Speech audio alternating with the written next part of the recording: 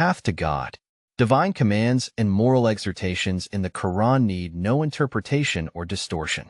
The Arab thinker, Ali Muhammad al-Sharafa al-Hamadi, states that returning to God signifies returning to truth, virtue, mercy, justice, and benevolence, avoiding the violation of people's lives and sanctities, and adhering to God's call for cooperation and mutual support, contrary to the distortions made by jurists and books of narratives. Divine commands, moral exhortations, and adherence to virtuous ethics and Quranic values in the Quran require no interpretation or distortion. The words of God are clear, calling entirely for the benefit, stability, and security of humankind, so they may live a dignified life in safety and peace. This is the return to God, and this is the meaning of his words. Follow what has been sent down to you by your Lord, and follow no masters other than him. How seldom do you remember? Al-Araf 3. Additionally, his words, and verily we make them taste the lower punishment before the greater, that haply they may return. As-Sajda 21. Signify returning to God. Returning to God through commitment to worship.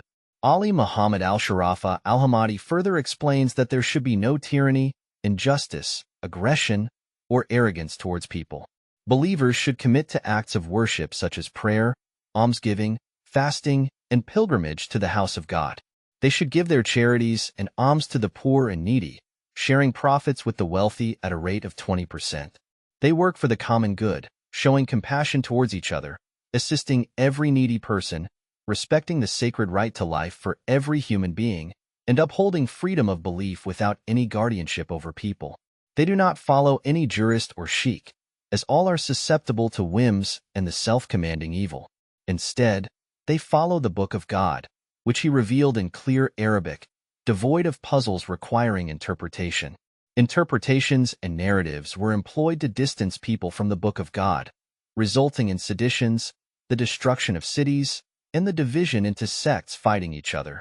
Strife has spread among them for 14 centuries to this day because they disobeyed God's commands, as he says, and hold firmly to the rope of Allah altogether and do not become divided. Al-Imran 103. A warning from God. Ali Muhammad al-Sharafa al-Hamadi further they ignored his warning, and obey Allah and his messenger, and do not dispute and thus lose courage and then your strength would depart. Al-Anfal 46. Consequently, he sent upon them those who would inflict severe punishment, occupy their lands, plunder their wealth, and enslave their offspring. So, return to God, that he may have mercy on his servants, repent for the crimes committed against humanity, and come to your senses.